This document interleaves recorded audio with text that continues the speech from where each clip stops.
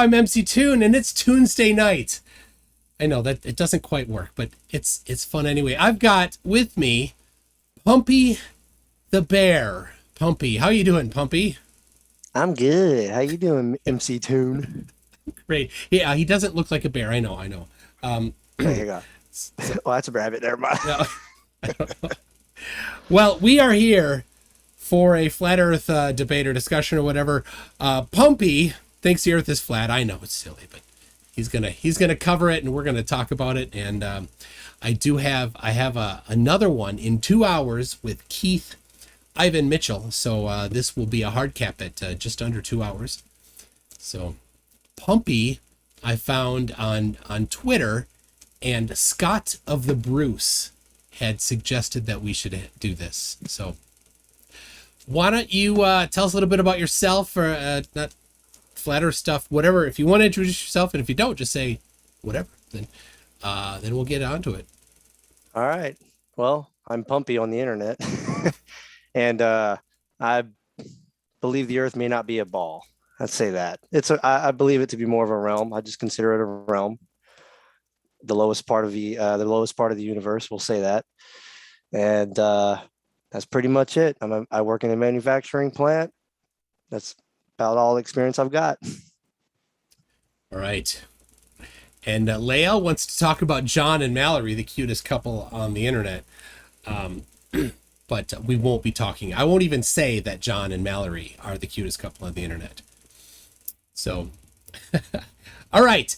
Why don't you, do you want to just say why you, explain a bit why you think the Earth is flat, and go from there? Well, maybe we could start with moon landing. They can't go back. It's been, what is it, 70, what was it, 70 something the last time they went. Let's just say it's been 50 years, give or take. And is that right? 50 years? Shoot, I don't even know. 60. Well, and there you go, 60, something like that. And NASA's 50 official story is, yeah, well, long before I was born, but, and they say they can't go back. They can't, there's a radiation belt they can't pass. They lost the technology. Well, yeah, they can. They supposedly can send unmanned things past it, but that their excuse for not sending men up that high is because there's a dangerous radiation belt. That's not. I think you misinterpreted what he said there. Maybe I'd have to watch it again. I was going off some video where this dude was doing like a drawing, and he was showing the radiation belts, and he said we have to figure out how to get past this, and with the computers. It's about computers. Okay. Oh, it's about computers. All right, and well, also the fact that Don Petit says they can't return to the moon yet. He would love to, but they lost the technology, and it's a painful process to build it back up, and that just sounds like nonsense to me. Now, if you wanted to go buy a 57 Chevy that was brand new just off the factory floor, could you do that? No, I could buy a custom one, handmade, maybe. Yeah, a one-off handmade. Would that be expensive, like more expensive and more difficult to make than if you were able to just, go to Chevy in 1957 and buy one? It would be. All right. So now Chevy lost that technology. Does that mean that 57 Chevys don't exist anymore? Yeah, but I wouldn't know. I don't think they'd lost the technology. They've improved it. So that technology, they could, if they outfitted their plants to go back and build them things, they could probably build them, but it would be expensive. That would be nonsensical for them to do, because they have, now they build cars with computers in them and everything. I get where you're coming from. I've heard that that's before, exactly that it's obsolete. It. Yeah. It's obsolete technology, but that's the thing, is it's obsolete, so that it shouldn't be any problem for them to at least just build something that's even better, something and that's what they're doing. They had to start from scratch. So here's the deal. Put yourself in, you're in charge of NASA, and it's 1972, right? You just let me get my Nazi outfit on. Here we go. Yeah. So you're in charge, right? And they just approved in April of 1972. They just approved the shuttle mission. So you're like, I got a whole bunch of new stuff to do. This is going to be awesome. And also, they said, okay, all that money that you were getting, that going to the Apollo stuff, all that is stopping. You don't get the money for that Apollo anymore. You do get all this money earmarked for the shuttle. Now, what do you do to all the engineers, all of the manufacturing contracts, all of the warehouse space and manufacturing space and the assembly building? What do you do with all the stuff that's in there related to the Apollo and not related to shuttle? What do you do with that? Not destroy it. They didn't destroy. I mean, you can go look at the stuff. They're on displays in museums everywhere. Wait, So hang on. Maybe he said, did he say destroyed or lost? I can't remember now. They've lost technology or destroyed? Yeah, it doesn't. English is an informal language, just like all spoken languages. So to go and put extreme formality to the words he said is not very, it's cherry picking, right? So they don't have that technology anymore because in 1972, the whoever was in charge of making those decisions is like, well, we're not going to build another Saturn V, right? So everybody working on it, wrap that up. We're going to do something else now, right? So what do? You put it on the shelf somewhere, whatever, but you don't build that anymore. So it's 1972 and you just cut it off. And then we're like, okay, it's 95, it's 2010, it's whatever. We want to go back to the moon. You don't go and hire back those people. You don't call back your previous contractors and say, hey, that thing that all those years ago we want those again. But you can't do that. And even if you could, you'd be like, well, that was 20, 30, 40, 50 years ago technology. And just like a Chevy, you want to make a new one, not just a copy of the old one from 50 years ago. So does that make sense? Is that what you do, or what would you do if you were in charge of NASA in 1972? Oh shoot, I don't know, but I would definitely make something better. They've got the technology now that they could definitely make something that if they were able to, go from Earth to the moon, land, do everything they had to do. I think they have all this technical stuff they say they did. They used the orbit of the moon and all that stuff. They could do all of that. I mean, they did it first try every time. And They had a lot of mistakes. I mean, Apollo 1 in the 60s, yeah, they did have mistakes. But yeah. what I'm saying is they didn't go up and then fail and die or anything like that. I mean, ever since they committed to Apollo 11 was the one where they went up and they actually landed, right? Yeah. That's the first one. But people had gone before. 8 they had gone and orbited. Yeah, right? That's what they said. Yeah, and then but from 11 on, and then I'm guessing what was the last one? 17. They went from 11 to 17. They went every time, no problem. Went up there. I mean, they even were able to bring Apollo 13, no problem. Well, okay, maybe I don't know every Apollo. They had problems. They had problems. They might have had problems, but what I'm saying is that the missions were successful. They were able to go up there and do things they can't do now. They can't. And then for example, the LEM is like, man, it's so funny. It's there's a video I saw the other day. I'd be hard for me to find it now probably, but it was somebody else talking about the video, and they were talking about how they were so scared of even a pencil poking the liner, the wall of the LEM, because it was so thin. I don't know how that can withstand a vacuum of, the vacuum of space being like, so what is it, 76 quintillion. Let's call it zero. Times, let's call it zero pressure. It's close enough to zero pressure. Let's say it's zero, sure. Okay, so this can here, the outside of the can, when it's sealed, the outside of the can is what pressure? 14.7 pounds, yeah. 14.7 psi. Let's call it 15, right? Sure. Inside of this can is about 60 psi. So a difference of 45 psi. This thin can, this little thin aluminum can handle a difference of 45 psi. Now, 14 to 60, that's what, 4 times the pressure? It's the differential that matters. Yeah, but let's just say it's 4. Yeah, Yeah, so like from 14 from the external being 14 to the inside of the can being 60, that's, let's say it's 4 times or 5 times the amount of pressure. The factor, the multiplication factor doesn't matter. When you're trying to keep pressure in or keep pressure out, it's the differential that matters. That's all that matters. Not the factor, right? The Okay, I multiplication. mean, So if I'll for listen to that. example, you were to manufacture this in an environment of 30 psi, you could put into it 75 psi, right? And then keep it at 30 psi, have that same differential, and all of the structural stuff would be the same. But then if you brought that designed and not designed, packaged at that higher pressure, brought it down to the 14.7 out here, well, then that's a differential that's different than before. So the thing is, it's a differential. So in the LEM, they didn't actually pressurize it all the way up to 14.7 psi. I don't remember exactly how much, but it was kind of low. So even if they did have it at 14.7 or 15 psi, it's a differential of only 15. This can handle a differential of 45. This thin one here. I can poke it with a pencil, right?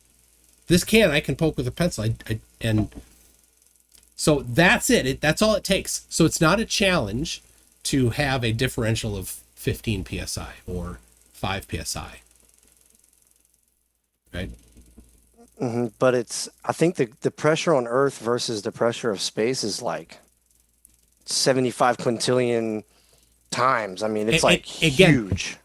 The number of times isn't important. It's the raw differential in numbers. So on the surface of the Earth, let's round up to 15 psi. 15. And in space, let's round down to 0. That's a differential of 15 psi. This can hold a differential of 45 psi. Easy. The tire on your car, right? Now, the tire gauge on your car reads in it's called gauge pressure, right? So it's tuned so that 0 on your tire pressure gauge is actually 14.7, right? And you push it on your tire and it goes 30. So if you were to take your tire and put it into a vacuum chamber and get it down as close to 0 as possible, your pressure differential is no longer 30, it's now 45. The same as what this can handle, right? That's the thing. Would the tire not explode in a vacuum chamber? Probably not. Because I can put in, you take that that tire that's 30 psi and you put 45 psi in it. You've just put 15 more into it. It can handle a pressure differential that's bigger than that. Aren't there, like, this is the only thing I can think of. Aren't there sea creatures that if you bring them up high enough to the surface, they'll just explode? And what's the pressure at the bottom of the ocean? Oh, I don't know. A lot. Pounds, probably. Yeah, it's significantly more than a differential of 45 psi. Just going underwater at the surface is a lot. So, and there we have 33 has shown up. Martin H won this time. Well done, Martin H. Very good. Good job. Okay, so, well, now that we mentioned water, how come the astronauts have to practice underwater? I mean, when they want to practice in a vacuum chamber so that they have no friction? Well, they do it because of the how much it weighs, right? So it's a neutral buoyancy tank is what it's called. So you would not want to do it in 0 air because it still has the same mass, relative mass. So you do it in water because then the density of the water and the density of the objects that you're doing it are pretty close. And so when you're moving things around, you don't have to lift it up because in space you're in orbit and you don't have any gravity that's affecting you. So if there's something that's really, really massive, you don't have to be strong enough to pick it up. You just have to be careful enough to move it and have it go where you want. So, but in space there would be no friction, right? So every movement would be like, it would be like super strength in my mind. No, not at all.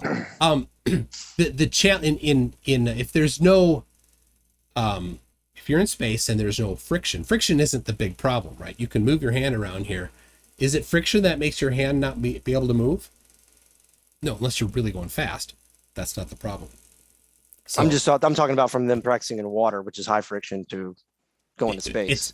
Their movements look the same to me. Yeah, it's not about friction. That's not the challenge. The challenge is just weight. The challenge is weight, yeah, because in space there's effectively you don't have to deal with the weight, you have to deal with the mass. That's all.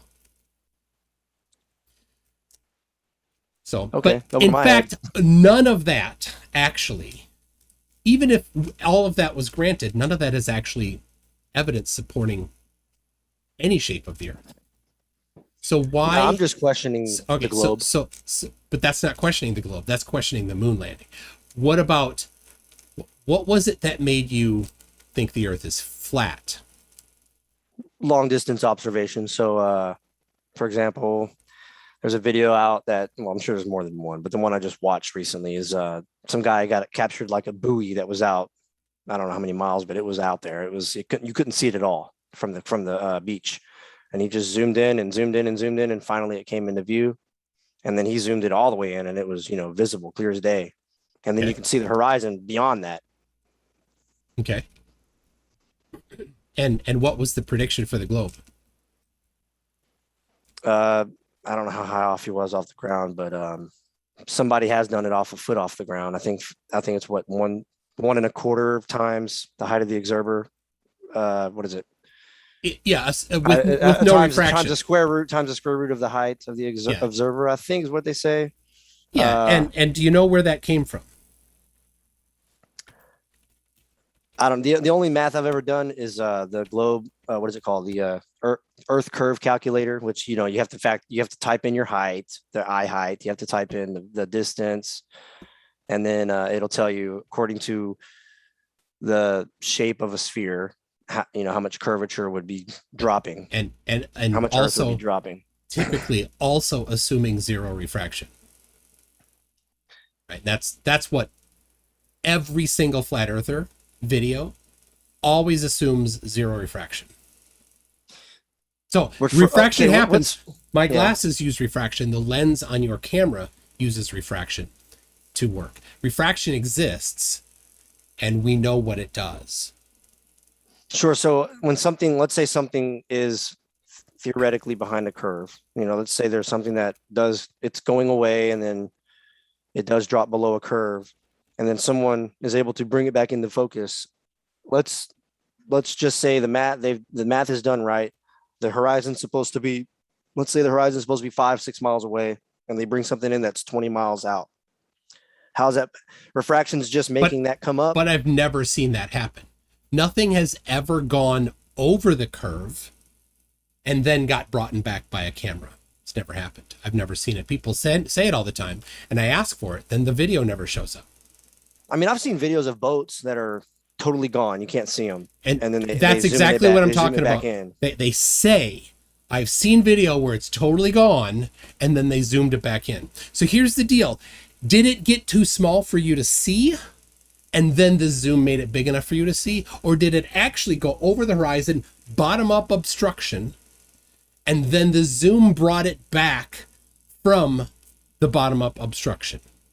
I would say definitely it got too small to see, and they were able to bring it back. Okay, so too small. So it did not go over the horizon. But without the camera, most people would assume, oh, it's disappearing, it's going away, and it's because that's what they say is when you're watching it with your naked eye, the boat is going away and it is disappearing from the bottom up because waves in the foreground and things will make it look like the hole's going, and then the ship's gone from the bottom up. And then sometimes people will even zoom things in. I've seen pictures of it where people have what are those things on big windmills, and half the windmills covered up with water. Yep. And they'll say, see, well, look, there's the curve. But in fact, that guy is in the chat. The flat earther that did that is in the chat. He now goes by Flurfspective. He's no longer a flat earther. That's Ranty. Oh, wow. He's in the chat right now. That's pretty amazing, going from flat earth back to globe. Yeah, just there's so many things that don't add up. But none of that, for example, none of that fails to add up. That's the thing. Never has the amount of zoom changed the amount of something that was obstructed. All it did is take something that was too small to see, like a small boat, and make it big enough for you to see. But a big boat, for example, or a building, right? That's even farther away than the boat that you can't see. That building back there, or that large ship that's, you know, a carrying ore or oil or something, those things, the amount of zoom never changed how much was visible. It didn't reverse the obstruction. Yeah, I mean, I can see how if water is obstructing something, if you zoom in, you're zooming in on the water also. But It makes everything bigger. Yeah. things in the foreground are going to cover, especially if you're zooming in on something tiny in the foreground is going to cover up something massive that's way out in the distance. Not if you're up from the water, right? A 1 foot wave can obstruct you if you're 6 inches off the ground, but if you're 2 feet off the ground, a 1 foot wave can't. It's too far down. Well, yeah. So, the higher you go, the more you can see, of course. Yeah. So but, if you're 10 feet up, not many waves that high. If you're 20 feet up and there's a 20-foot wave, time to surf. Right? Yeah. So all right, here's the thing. Let me tell you this. You go watch those videos and you find out their latitude, longitude, and you find out the latitude, longitude of the thing they're looking at. So you can get an accurate distance between them, right? And then you get their elevation. Those three things, lat, long, elevation, right? That's the best you'll ever get, right? Because here's what they won't ever give you. They won't ever give you the vertical temperature measurement. It's hard to do. I understand it. But the vertical temperature difference is called the lapse rate. And a lapse rate of just 1 degree Celsius over 10 meters, which isn't much, is causes the light to curve at the same radius as the measured radius of the Earth. So for a distance, if you can have a consistent stacking of the atmosphere temperature like that, which is hard to do, you have different areas that are drastically different. If you were to have that, you could see indefinitely far on a globe. That's the globe model, right? So all these long distance observations, I've tested them and I've never once actually seen one that did not fit the model. What I do see is flat Earth videos that do not actually use the globe model and then declare that they disprove the globe model by not using the globe model. So okay. I haven't thought about it that deep, but it's called a straw man, right? So if I said to you, well, duh, the flat Earth is stupid because we're accelerating upwards at 9.8 meters per second squared, that's your claim. You would say what? That's not what I'm claiming. That's not your claim. So should I debunk your idea of flat Earth by addressing that claim? No, that's dishonest. I'm not going to do that. Yeah. I will try to find out what your actual claim is, right? I've heard 5 different explanations for gravity. None work, but I've seen 5 about. The only contention I have with gravity is that the only reason they need gravity is to make the ball work. And well, plus, it's been empirically measured too. Well, I mean, yeah, there is a downward force. No, what is it? 9.81. Yeah, something. But mass to mass attraction, independent of the downward acceleration, has been measured. So, has that? Of course, many times. No flat earther has told you that, though, in your flat Earth watching, have they? They didn't bother. No, I mean, I've seen people trying to do it and it doesn't work. Like the Cavendish experiment, whatever it's called. It works. It works very well. Yeah, I don't. The one I watched, it didn't work. But which one did you watch? It was just some college video that I watched. It was like somebody trying to do it. It's something that I don't even know what the Cavendish experiment is. It's just all I saw was a video of somebody dangling something. All right, I'll explain. They had a big rock next to it. I don't really know what it is. All right, I'll explain it here in a few seconds. But somebody called Rubik's Cube Earth says, I don't understand pressure. I don't understand space travel. I don't understand refraction. Therefore, Earth is flat. I think he's having a go at you. Mr. I don't understand. Because it doesn't make sense to me. The main thing that doesn't make sense is the vacuum next to a pressurized system without a container. That's all right. Let's go to gravity. So the idea is it's called a torsion balance, right? So there is a downward acceleration. You can't deny that it's happening. So in order to validate if mass attracts mass, you need to somehow not be affected by the downward acceleration. So if you take a beam like this, right? This is just my made up, right? And then suspend it from the top with a thin string or a wire, right? So that it's balanced this way. And then you put masses on there, lead masses or steel or rocks or whatever you can, and you want them to be about the same weight. If you want, it makes it easier because then you don't have it going like that or like that, right? So you put it on so that it's balanced. It's called a torsion balance. So then, and you have it like, I'll turn it this way, and then you take and you introduce a mass close to it, right? So you've got a big mass here. You'll have to imagine you put something close to it here, and you do the same on the other side, right? And then if that starts to twist, right, towards the new mass, then that confirms that there's something happening causing this attraction, right? And it's been done many times. I have on my website 17 different measurements of the strength of gravity of mass to mass attraction, done in well-controlled scientific environments. mc2.net/g. But it's not just been done 17 times. That's only the ones that I've read. It's been done thousands and thousands of times.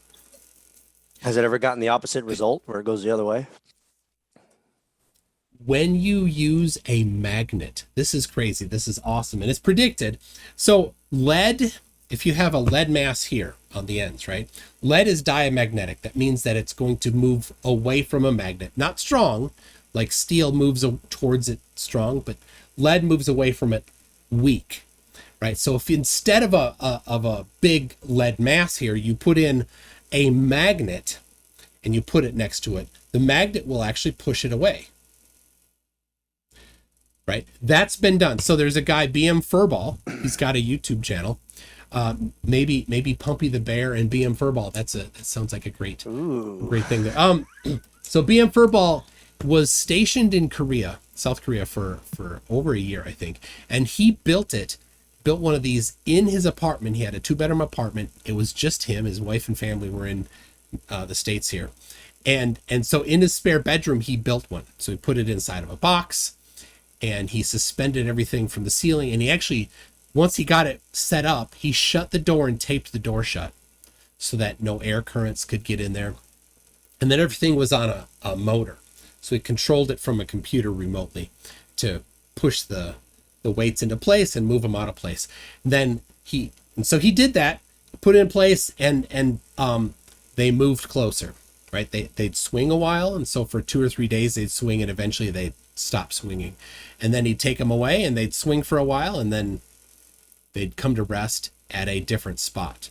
And it was consistent. He'd introduce the weight, he'd remove the weight, and he'd get the weight a little closer, and it'd move a little more than if it wasn't as close. And then he swapped out for the magnets. And when he did that, it pushed it away. And when it stopped oscillating, it was farther away. So that has happened. It has had the opposite effect. Pretty cool. So what's going through my mind is, okay, so you've got that pencil example you showed me and you do it exactly how you set it up, how you say you set it up. Well, the smaller object, the smaller object compared to the Earth, I'm saying, is attracting the pencil or the object, the weight. It's attracting it, but the moon and the sun have no relationship. I mean, they do in the model. I understand the moon is also orbiting the sun, but it's sticking to Earth's orbit. Yeah. I used to play with this simulation thing on my PC all the time when I was a space fanatic. But as far as the moon going in between the Earth and the sun, in the model that you're telling me about on Earth, that little piece is overcoming the Earth's pull somehow. In the torsion bar? Yeah, in the torsion bar. No, it because it's suspended this way, it can only move this way. The downward acceleration on both of these are equalized and they cancel each other. So it can rotate this way independently of the downward acceleration. So that the wire has a certain bias to it, right? So that's why you let it go, and it finds the spot where the neutral spot it doesn't want to rotate anymore. Okay, so with that in mind, with a big enough object, I should be able to be pulled to it. Horizontally, Sure. Because like you said, I'm already vertically being pulled to the earth. Yes. Because that's my downward force. So has anybody tried to make an experiment where they can just walk sideways down something? You know what I mean? Like, well, in proportion to the size of the earth, you'd need something similarly the size of the earth to do that, to produce enough mass. But they can, with a pendulum, do a similar thing. So a pendulum swings, right? And so you can measure the angle of the pendulum, right? So if it's hanging straight down, you have a mass on the bottom here, right? It'll come to rest somewhere. Now, if you have a mass near the pendulum, it'll tip towards it. Not much, but it'll tip towards it. So what they used is a mountain called Schiehallion, I believe is the pronunciation, which is in Scotland. So they measured the shape and size of the mountain and the structure of the mountain, what it's made of, and the density of that stuff, of the rock in it, to get an approximate mass of the mountain. And then they measured certain distances away from that to see the deflection in that pendulum as it hangs. And they found a deflection as they were closer to the mountain. So it's a good idea. It's been done. I don't know. It just sounds to me that like there could be more variables involved. Well, what more variables could there be? I don't know. Well, I don't know about that big mountain one you were talking about, but with that smaller example, I mean, the air that's surrounding it. Let's just do it in a vacuum chamber then. Okay. It's been done. A real vacuum chamber? Yeah, absolutely. Yeah.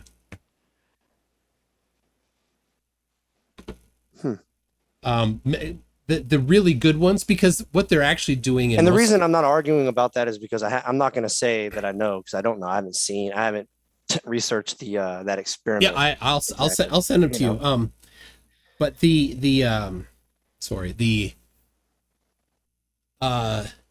what they're actually doing, the reason why they're doing these is they're trying to get a better measurement of the gravitational constant. So they want to very desperately and aggressively reduce all of the conflating variables. So they do things to stop air currents from affecting it by pumping out as much air as they can. They do things to make sure that it's not an electrical attraction, so that Coulomb's law is coming into play, right? By having everything grounded at the same electrical potential, right? So that wire is a metal wire, and that metal wire is connected to the metal lead balls on each side, right? And the same electrical wire is connected to all of the apparatus, so everything's neutrally charged with itself, so there's no extra forces because of electrical charge. Then they get the masses that they use. They get ones that are not very magnetic, right? They have a very weak magnetic force, permittivity, like brass has a very weak one. And still then they go and they demagnetize it. You know how to demagnetize things by putting it in a alternating magnetic field and then slowly move it away so that the hysteresis gets removed. Oh, right? So they do that so that it's demagnetized to all of the things, and then they measure it to see if, to make sure that it's demagnetized. Then they do things like there's this particular one was done in 2014, the BIPM. If you look that up, it's about the third or fourth one down on my page. They actually measured the mass of each of the masses, how much what their mass actually is, and then they polished them to remove a small amount of the mass of one that was more than the other, right? So there's actually about 4 or 5 pages in this particular one on how they did all of the things that they did to get rid of the uncertainty. It's an amazing amount of work. All that does, though, really, is give you a better amount of significant digits when you do your analysis for the gravitational constant. None of that really actually matters that much when you're just wondering, well, does mass attract mass? Which it certainly does, because all of these experiments confirm that.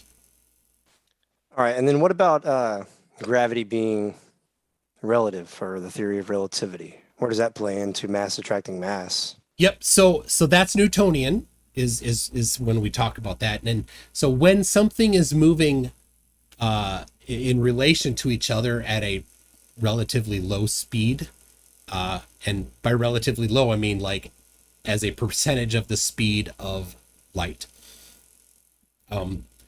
Everything it can be done with Newtonian calculations. You're down somewhere 12 digits deep before you're going to be finding any differences in predictions based on Newtonian versus Einsteinian gravity. So you're going to get the same number unless something is moving very quickly. So they actually had a problem. I'll explain this. When they discovered Neptune, because the planet Uranus was, the orbit of Uranus was a little bit weird. And two different people independently said, hey, you know what? I think that orbit is weird of Uranus. And I think that there's another planet that's changing the orbit slightly of Uranus. So point your telescope here on this time frame and see if you can find it. Two different people did that, sent it to two different observatories, and both of them found Neptune. So then later, they looked at the orbit of Mercury and they're like, you know what? Something is weird about the orbit of Mercury. And people said, oh, well, we've been through this before. I bet there's another planet. So they guessed maybe there's another planet. They gave it a name. If you're a Star Trek fan, you're going to love the name. Do you know the name? No. It's Vulcan. They named it Vulcan. Oh, okay. the planet that they thought maybe that's what's messing with Mercury's orbit, they named it Vulcan. Well, they looked and looked and never found it. Until after Einstein came along and put out his field equations. They said, hold on.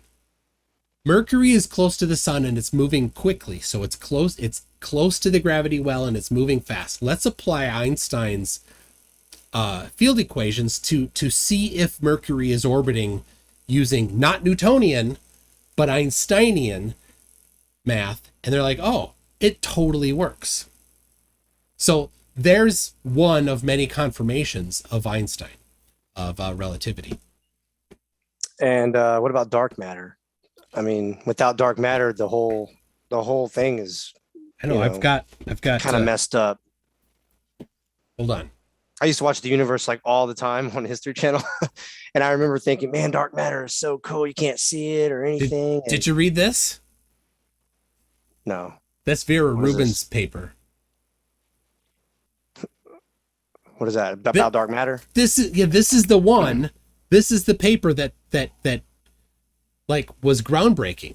So this is she had a lot of people, a lot of big fight to do.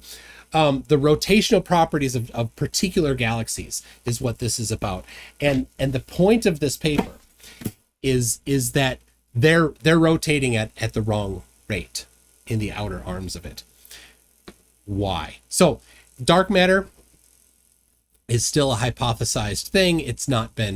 There aren't tests that have confirmed that there are particles of dark matter. But there's a lot of things that they've done. The thing is, though,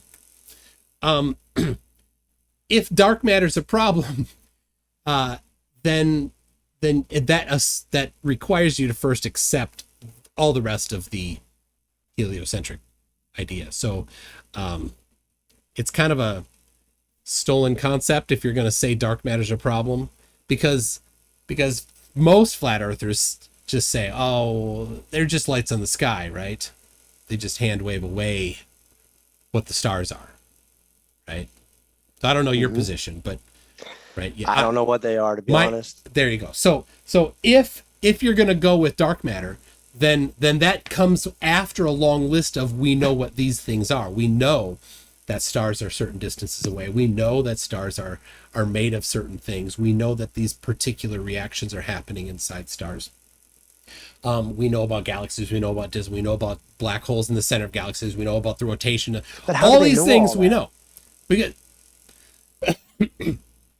Sorry. Not that I'm not going to Oh have you go and dig it no. out. I'm Yeah. just saying, So how they say they know what's going on inside of let's just use our sun. That's the yes. closest thing they've got as far as stars. So they say they know what's going on inside the sun.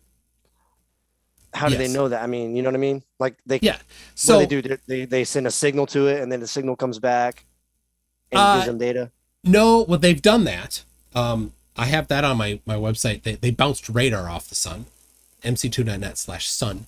It took about 980 seconds for the signal to get back. So if you divide that in half, it's about 500 seconds one way. And if you know the speed of light, which we know to a very high accuracy, then that tells us how far away the sun is because we bounced radar off of it.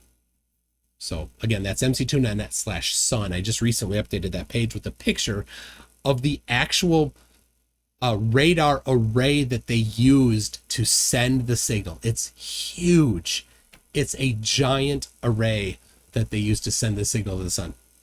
Anyway, how do we know what's happening in the sun? There's a lot of ways that people have done, and it's taken a lot of different things that different people have done over time to get to that point, right? So, and you say in science, we say we're standing on the shoulders of giants. So one person figures something out, other people confirm it, and then from there you can expand our understanding of it. So how do we know what's happening in there?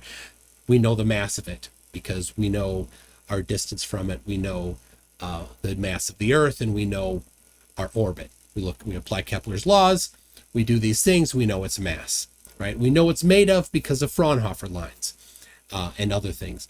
And then when we do things like in CERN or in Fermilab, where we understand how fusion happens, we can say, all right, well, inside here, when protons and when nuclei of atoms get certain distance together, when they get close to each other, fusion happens, and we know how that happens, and we know how much energy it outputs. So it's a very complicated subject. It is the subject of master's programs and PhD programs. So we're not going to cover that today.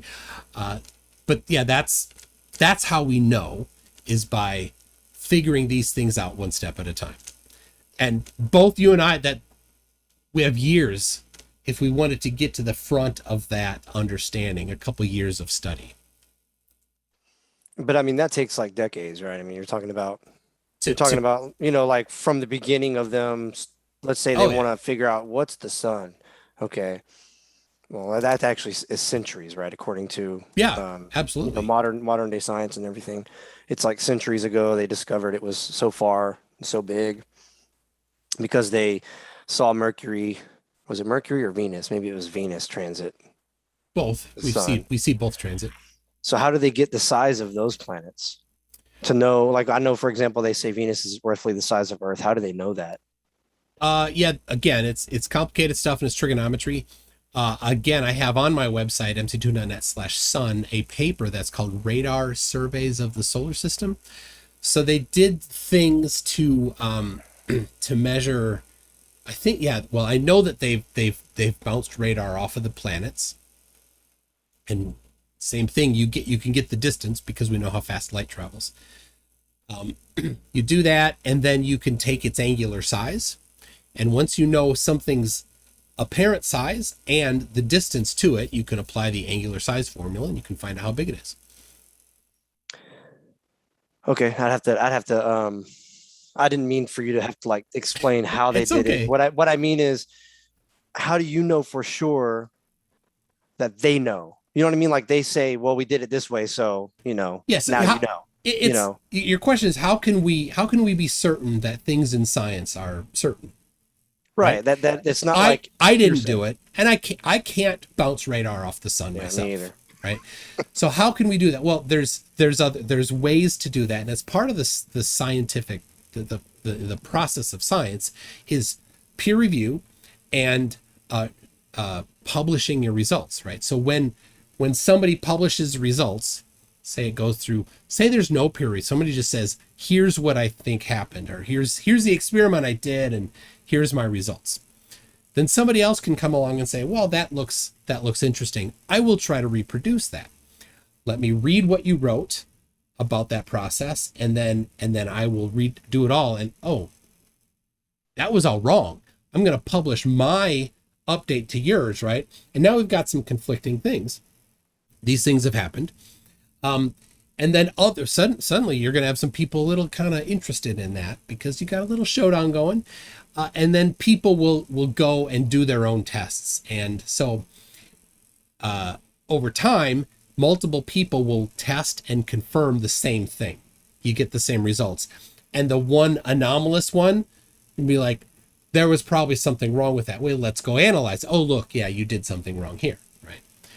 So again, I didn't do that. You didn't do that, but the community of scientists did that.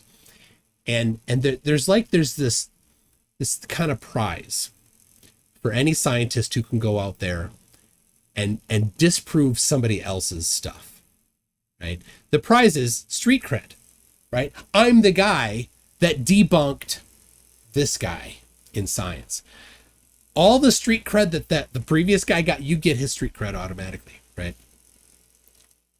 You can't spend street cred, unfortunately, but you might be able to get a better job. So right. That's how it works, right? So there's like this little bit of an animosity relationship with people that they want to disprove something because that's how you get the Nobel Prize. Yeah. Right? Or that's how that's how you get published in the journal. That's the distinguished journal, right? If you get published in Nature, one of the best journals, well, that's a big deal. That you put on your resume. So, and to get published in that type of a thing means that, especially for peer review, then you've gotten through some important stuff, and the people doing the review are like, it's the same thing. They would love to find an error in your stuff. It's to their benefit if they can shut you down. Now, what if there's, like you said, scientists are standing on the shoulders of giants, and let's say they want something peer reviewed, yeah, and the peers are reviewing it, but if this particular subject that they're reviewing or experiment ends up being right, then something else that they depend on gets discredited. Let's just say that. Do they not have a motive to say, let's not absolutely? And that's this one right here. That's why I have this. That's the one about dark matter, right? Well, this doesn't specifically. I don't know. This is the beginning of that domino chain. Is that paper saying dark matter is legitimate, or is it saying dark matter may this not be? Wasn't about dark matter. Oh. This was saying the orbit of the galaxies is not what we predict, right? And the answer that people came with later was, well, let's hypothesize dark matter. Oh, okay. Let's say that there is some matter there that we cannot see or measure, but it's there and it has some mass. Let's now run some numbers and see if that explains it. Like, well, hey, you know what? That does explain when we put this as a placeholder in, it does explain how the speed of the rotation is different. Okay, well then that's a pretty good confirmation that the hypothesis, that the placeholder might be accurate. But this was, you're right, this was an uphill battle for Vera. She did not get this published easily, and it's a rather thick paper. Her first try at this was not accepted. So even though the information in there was pretty good, she had to do the thing is, you have to do a better job than the existing, right? So I'm sure you don't roll in with just a vague idea about something and people are like, oh, let's just throw out everything else and go with your vague idea. No, you need to come at it with a whole bunch of information. So if a flat earther were to say, well, I'm going to actually debunk gravity, then you would definitely need to have an explanation for the 9.8 meters per second squared downward acceleration. That specific quantity would have to be an output of your hypothesis somehow, somewhere. But when somebody just says buoyancy and density, it doesn't do anything for it, right? When somebody says an upward acceleration of 9.8 meters per second squared, well, that almost does it, right? And I know that's not your idea, but that's why some flat earthers go with that idea. I used to laugh at flat Earth because of that. It's not a popular idea, but it is a better explanation than buoyancy and density, because at least the number is correct. Right? How about I haven't done this myself, this experiment, but I've heard a couple of people say that Earth does have a measurable negative charge. And a negative electrical charge? Maybe it's electromagnetic. I don't know what they're referring to, but it establishes a down. So like, here's a down, and you can overcome it. I've seen these videos where you can overcome it by applying a negative charge to. They have this little triangle that they put a negative charge on, and it just goes up. And it's not really defying gravity. It's just defying, whatever negative charge there is. Well, I can explain that could be an idea. I can explain that. If you give me a second here, I got a couple things I want to read here. Osiris, Dr. Osiris, Doctor? His name's Dr. Osiris, is a new member of Newton. I think it's an upgrade. And we go, Angel Garay says, think, dude, we make objects that weigh tons fly. You think it's luck or magic? That sounds like it's, what do they use? Air? I don't even know what the name of it is. I forgot, but it's aerodynamics, I guess. Lift. There you go. Lift. Airlift. Yeah, aerodynamic lift. Yeah, it's it's not defying gravity or the downward force, whatever you want to call it. It works against it. It needs actually a what do you call it? Like a conflict to get up off the ground. Not conflict's not the right word, but it's in equilibrium. Yeah, it needs that fight to get up. If that makes I mean, obviously you're a smart guy, but that works. The airlift, it lifts because of the resistance on the wings. That's the word, resistance. Yeah, there's resistance too. Yeah, that's what's stopping it from moving forward, right? So the engines have to press against that. But okay, this one I love. He always asks this. I've never seen such behavior in the war room before as asking you. What causes, so this is about not the flat earth, what causes the celestial poles according to the globe model? You mean the North and South Pole? The celestial poles would be the center, Polaris? The center point of rotation in North and South. Polaris is near, it's about half a degree off in the North, and in the South, the closest is hard to see, Sigma Octantis, and it's more than a half a degree off. Oh yeah, I don't know. But there's a center to the rotate. There's a center to that rotation. So what causes that on the globe? On the flat Earth, you mean, right? No, on the globe. Oh, on the globe? Yeah. There's a tilt on the Earth. That's what they tell us. We have a tilt of 23.4. Is that what it is? Somewhere around there. Yeah, it changes. Yeah, and it's tilting, and it. They say it's pointing at, let's just call it Polaris. It's the one that's in the middle, and whether it's a degree or off or whatever, but it's pointing there, and somehow it doesn't ever move. Well, it does move, but I mean, it's for the distance we're traveling. It's kind of funny to me that it doesn't. That for all observable history, like throughout your lifetime, you wouldn't have seen it with your naked eye move. Not with my naked eye. You'd have to have some sort of instrumentation. Yes, is what they say. Yeah, but I mean, we're moving millions of miles every year. But now, I think it's billions, actually. if you're driving 50 miles an hour or 55 miles an hour, can you tell with your naked eye, or do you need instrumentation? Oh yeah, I need instrumentation for that. But so there's nothing wrong with instrumentation, right? Okay. So and what causes the celestial poles isn't the tilt doesn't matter. It's just the rotation, right? So in the northern hemisphere, you can't see the southern stars because the Earth is in the way.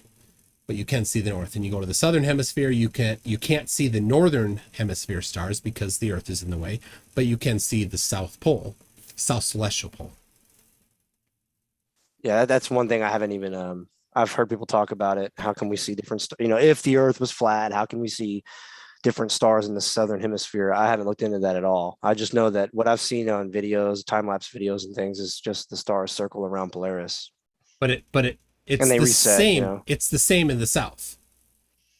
Yeah, I mean, I'm That's sure the it is. thing. I haven't seen it yet. I have to look it up. That's one thing I have to do research on, but I'm just questioning the globe, you know what I mean? And the stars circling around Polaris is funny to me. That fact that, the pyramids still line up with the same stars they lined up with. No, they don't. I mean, they can tell us, thousands of years ago they lined up with a different star. But here's the deal. What you just said there, what's the margin of error of that measurement? You don't even know. People like to bring up the Georgia Guidestones. But when you look through the Georgia Guidestone, you have about a 2-degree wide view of the North Celestial Pole. 2 degrees. The position of Polaris is measured to less than 1/3600th of a degree. The precision of actual scientists doing actual work versus the pyramids line up. It's a joke, right? So the pyramids used to line up or do or whatever, doesn't matter at all. The margin of error of that measurement is huge. Yeah, I haven't measured it, so I don't know. So on my website but again, the Georgia Guidestones is pretty funny to me. It's interesting. Yeah, but it's a 2 degrees wide through that hole. So the measurement is super, super rough. But how could it? I mean, I don't know when it was put up in the 80s. How could it last? How could that star last in that little hole for so long? Even if it's a 2-degree wide hole. That's not long. In galactic terms, that's not long at all. That's no time at all. So it moves, and I think about every 150 years it moves about half a degree. And that hole, and we'll never see it move. And that hole is 2 degrees wide. So yes, we have a couple hundred more years before that won't match anymore. Wow. Yeah.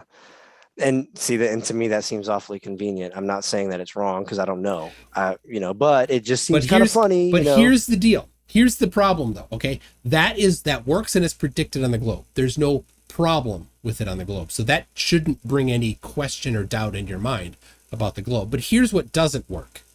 That doesn't work on flat Earth. And I'll tell you why. I live in Minnesota. I am 45 degrees north. The actual 45 degrees north line goes through the Minneapolis-St. Paul area. So at night, I can look up to the sky and Polaris, or the North Celestial Pole, is 45 degrees up. Okay. Now we also know that between each line of latitude is 69 miles, right? If you've looked on the Gleason's map, it's actually on there. It says 60 nautical miles. So I'll do this here. Little triangle.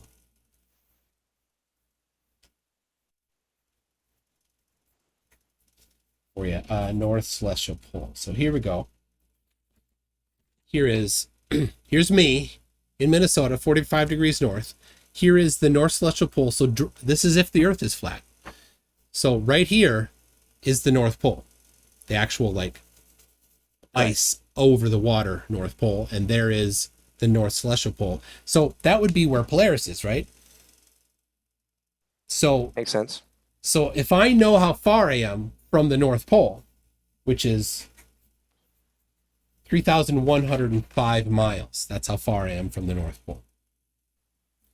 Right? And this is 45 degrees. How tall is this here? How tall does that make Polaris?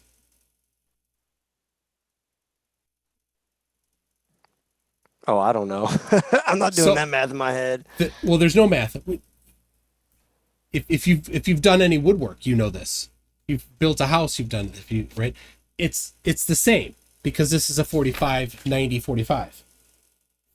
Oh, so the two sides are the same. Yes. Yeah, well, it's been a while since I've done it's fine. Geometry, math, or whatever. Trigonometry, I don't even know what you call that. That means that I can measure every night the height of Polaris if the Earth is flat at 3,105 miles about.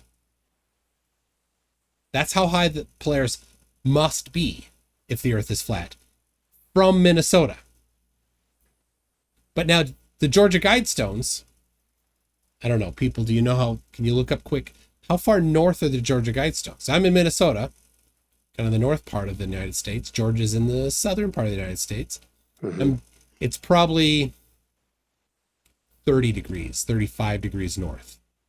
Right?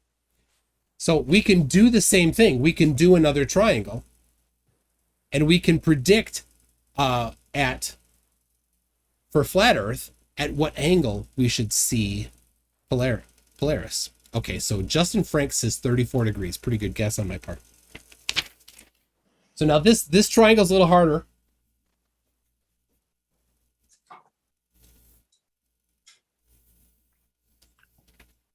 Right, we can do this here.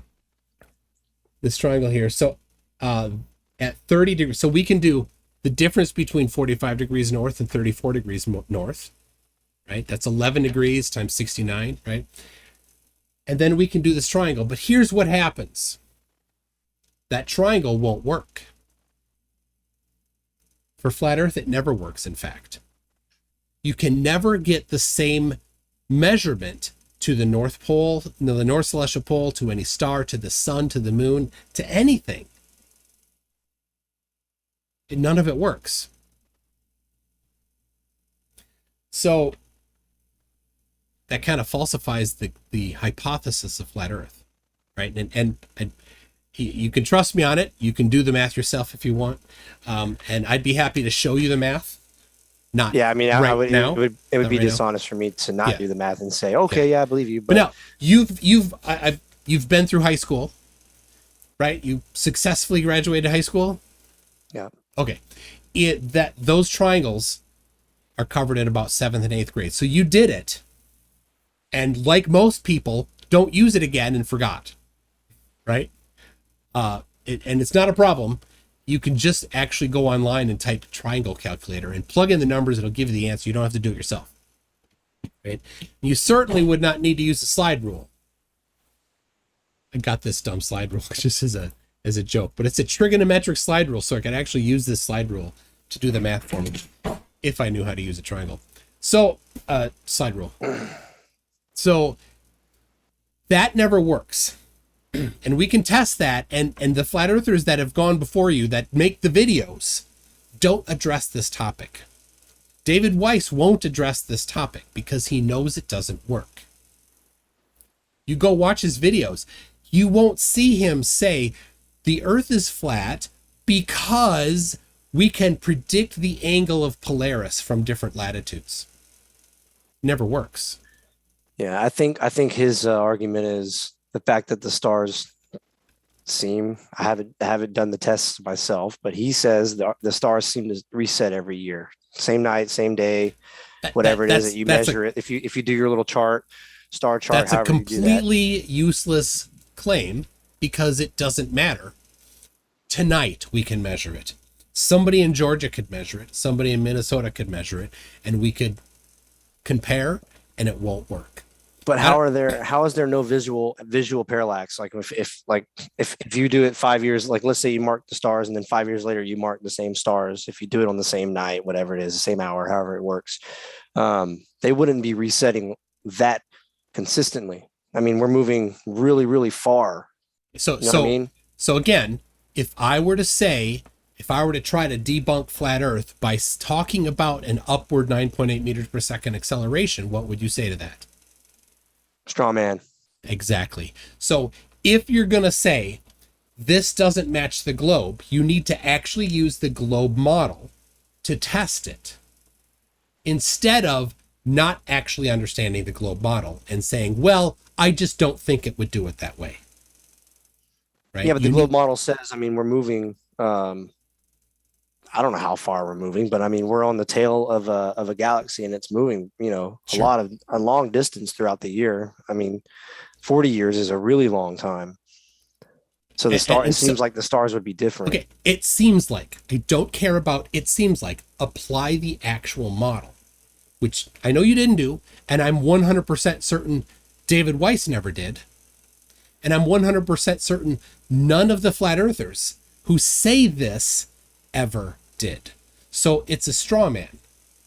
You didn't actually apply the globe model to see, well, what is the difference between the prediction and the observation? Don't they measure parallax? They do. To get that there is a large amount of parallax measurements. But we just can't see it. We can measure it. Well, I know, but if we can measure it, we should be able to see it. What do you mean? In the sky. I mean, like the constellations should change a little bit of a shape here and there. They do. You know, They do. Absolutely. I'll take your word on it for now. I'd have to look it up, but I can. Here you go. I mean, Parallax. since I was a kid, I've been seeing the Big Dipper. You know, since I was a kid. You know, the main, you know, the famous ones. You look up in the sky. Let me read they're this. always there. Parallax of 23 stars determined from plates taken with the McCormick 26-inch reflector. It's a measurement of 23 stars parallax. I put it in the live chat. Here's a measurement of 44 stars using the McCormick 67 centimeter refractor. Might be the same one. It's metric versus imperial. Parallax of 31 stars, determined from plates taken with the McCormick 26-inch refractor. I'll put in the live chat there. So we do measure parallax. And Well, and you, according to that. with your eyes from when you were a kid to now, how could you measure parallax with your own eyes and no other instrumentation? You can't. I couldn't look at the stars and then close my eyes and look at them again. If they all moved 1 degree, I could not identify that. And they don't move 1 degree, they move less than that. So the model is that they should move a very small amount. And the observation is that they move a very small amount. Okay, so it doesn't mismatch. Okay, So- I'll buy that for now. Yeah, so I have to look again, into it. it's when you see a YouTube video and they say the stars should do this and they don't, that's a straw man. So just keep that in your mind. They are straw manning the model, unless they actually go into the application of the model, which I've never seen them do. So how does the light get to our eyes from these distances? I mean, they're really far. Okay. You know what I mean? Like if space is void, how does it travel through space? The light. It's a wave, so it would require some sort of medium. No, it's a wave and a particle. It's photons. It's particles of energy. They say corpuscles of energy. Wait, it's a wave and I know that light Yeah. is measured as a wave. And a but particle. It's both. When does it turn into a wave? It's always a wave and it's always a particle. So it's an object and a wave? It is. That is quantum physics. And Richard Feynman said, if you think you understand quantum physics, you're wrong. But here's the thing. It matches experimentation. It's the dual slit experiment. You know what that is? I've heard of it. I've heard of it, So, but I just don't remember what it is. Here's how waves work, right? Waves work if you take 2 rocks and drop them into water, they will interfere on the other side. They'll have the peaks of the waves will be together at some points, and the troughs of the waves will be together at some points. Right? So they interact like that. Now, if you were to put a wall on that water and put 2 holes in the wall of the water, right? Just 2 small holes, and then drop 1 rock in it, the wave will go up to the wall, and then it'll go through those 2 holes, and then on the other side, they will interfere, and you'll have peaks and troughs, right? So that's the basics of it. So somebody said, let's do this. I'm going to let just 1 photon of light go through at a time, right? So he did the same thing. using a wall that blocks photons. I think it was X-rays, actually. Somebody correct me if I'm wrong here. And I'm just going to let one go through at a time. And then I'm going to have a sensor on the other side of that wall and see where it hits. And so he lets one through and it hits one spot on the other wall. It acts like a particle when it hits the other wall, right? Then he does another one and another one, and they hit at different spots, and another one and another. And over time, one particle at a time, measuring where they hit on the other side, it creates peaks and troughs. So even though one thing went through, it acts as if it went through two holes and interfered with itself. That's the double slit experiment, roughly. So if I'm wrong, all right, Tony Regime says it was electrons. So, at least the first one. They've confirmed it with other particles too. So the point is that, yes, they've confirmed that it acts both as a wave and a particle. So photons travel through nothingness just fine. Yeah, I mean, that explains how it goes through space. Yes. And when people discovered this, that they were with the sound needs a medium to go through. Photons need a medium to go through. So they hypothesized, they invented a placeholder, and they called it ether.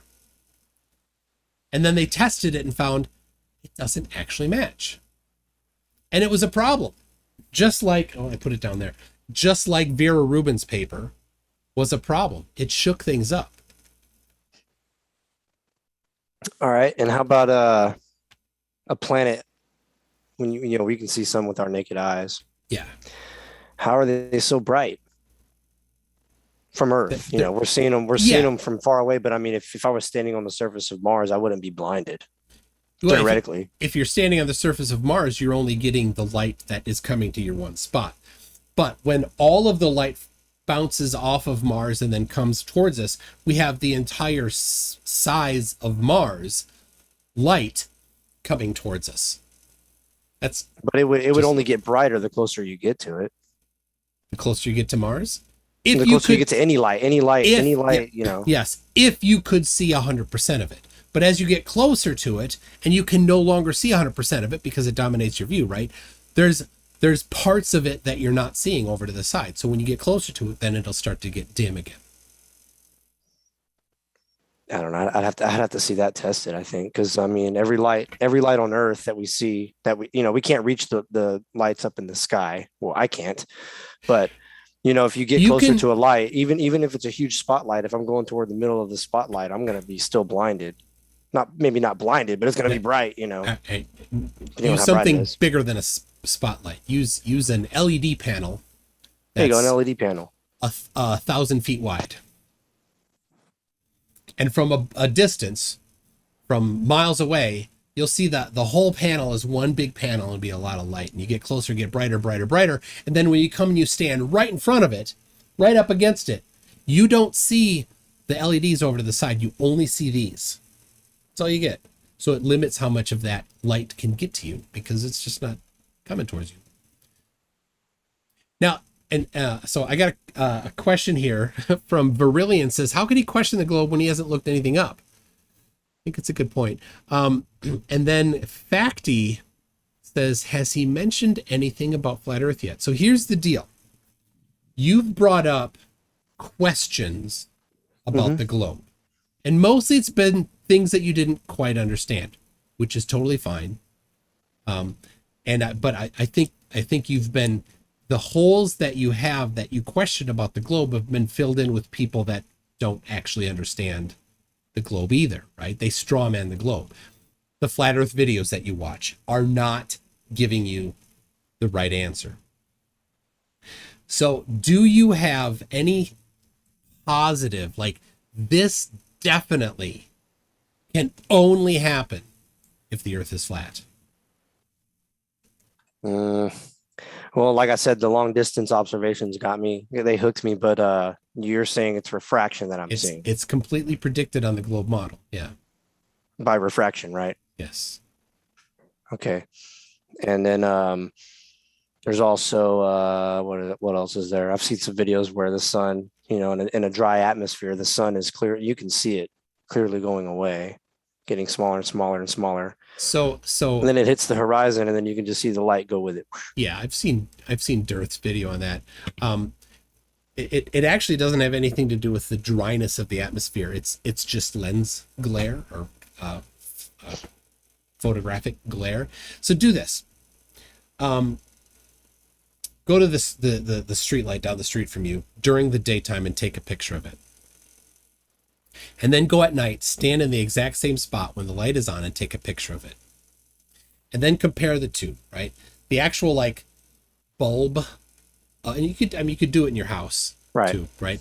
The actual like bulb. Compare the size of the bulb when it's off, and then the size of the big old splotchy glare when it's on. They will be a different size. But does that photograph of the glare of the bulb actually tell you how big the bulb is? No, because what happens is it's overpowering. There's so much light that it overpowers the camera.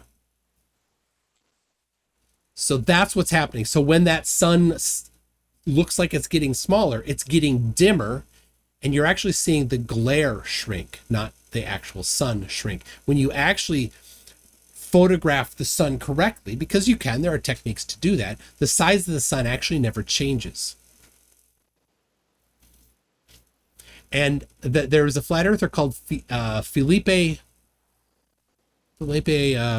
got his last name, in California, and he would go and he'd get his P900 and he'd zoom in on the sun all the way and film it rising and setting and midday. And it's just a bunch of glare. And I said, hey, how about you get a solar filter? They're $12 on Amazon. He said, okay. So he got a solar filter and he put it on his camera. And he filmed the sunrise. And he filmed the sunset. And he filmed midday with the zoom, the P900 zoomed in all the way. And he put them all up on his YouTube. And I downloaded them because I knew they wouldn't last. And I said, thanks, Felipe. They're all the same size. Midday, sunrise, and sunset, all the same size. He took them off his channel. I still have them. I put them on my channel in a montage of sunrise and sunset videos with a solar filter. The sun does not actually change size. Now, here's the bigger problem, though. I'll get a new piece of paper. Let's hypothesize flat Earth again, right? Sure. So here's the flat Earth. It's just a line. Here's me wherever I am. It doesn't matter. And here's the sun. I know you can't see it. So there it is. All right. There's the sun. And there's this angle, theta, right? And we can measure this angle pretty easily with a theodolite or with your phone, with an app on your phone called the Theodolite app. You can do it with a sextant, or you can do it just by measuring the length of a shadow compared to the height of the stick. You can get that angle. So it tells you in your view how high the sun is, right? And we can do it with trigonometry as well if we know the location of everything, right? If you knew how high the sun was above flat Earth and how far away it was, we could predict that and test it, right? But no flat earther actually will give a solid number for that, because as soon as you do, I can test it and it doesn't work, right? People have said it's 3,000 miles high. You've probably heard that, right?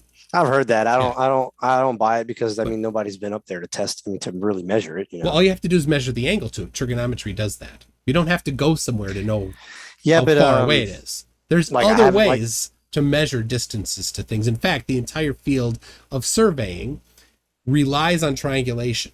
So the property lines of your house and of your city and of your county and of your state were determined long before computers and GPS using surveying techniques. That's just triangles doing the same thing, right? So here's the deal. We can measure that angle. So whatever the height is, doesn't matter. Whatever the distance is, doesn't matter, right? We can measure that angle. So here's the deal. If I move farther away, or if the sun is farther away, there's a new smaller theta, right? Mm-hmm. Yeah, the angle's going to get smaller, yeah. And if it moves farther away still, there's another new, smaller theta. But here's the deal. If I double the distance away, it doesn't cut that theta in half. Right? It doesn't. It's not a linear relationship. It's called an asymptote. Asymptote. Okay? That's how it's done. It's an arctangent thing. All right. So here's the question to you then. How far away does the sun need to get for theta to be negative?